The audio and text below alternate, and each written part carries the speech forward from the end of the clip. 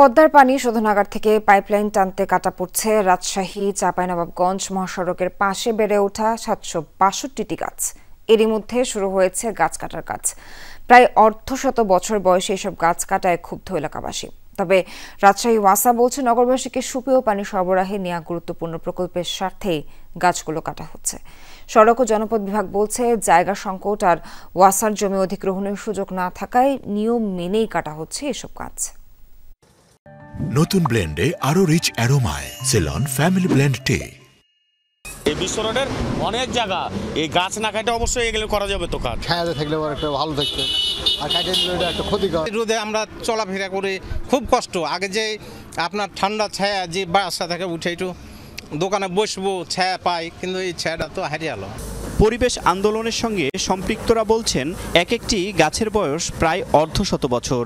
বরেন্দ্র অঞ্চলের ক্রমবর্ধমান তাপমাত্রা বৃদ্ধির প্রবণতা মাথায় রেখে গাছগুলো না কেটে প্রকল্প বাস্তবায়ন করা যেত বলে মনে করছেন তারা। ৬০ বছর ৫০ বছরের বেশ মোটা মোটা গাছ, সেই গাছগুলো রেখেই কিন্তু উন্নয়ন করা সম্ভব।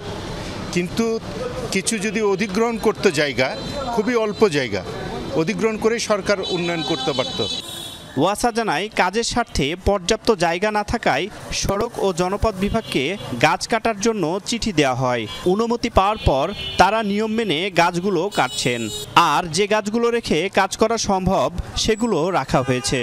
আমাদের কাজের স্বার্থে আমরা দুইটা অধিদপ্তরকে আমরা চিঠি দিই।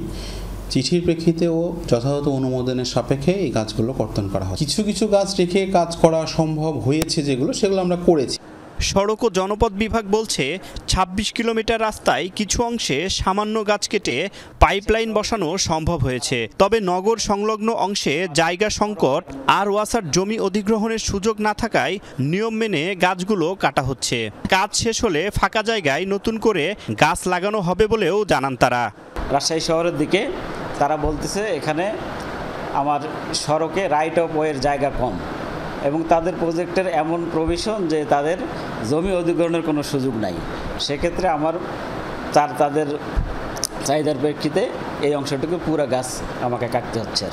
গোদাগাড়িতে চীনা সহায়তায় রাজশাহী ওয়াসা পানি শোধনাগারটি বাস্তবায়ন করেছে। ৪,০৬২ কোটি টাকা ব্যয়ে এই প্রকল্পে পদ্মা নদী থেকে রাজশাহী শহরে সেই পানি আনার জন্য ২৬ কিলোমিটার পাইপলাইনের মধ্যে ১২ কিলোমিটার বসানোর কাজ শেষ হয়েছে। তারেক মাহমুদ, যমুনা নিউজ, রাজশাহী।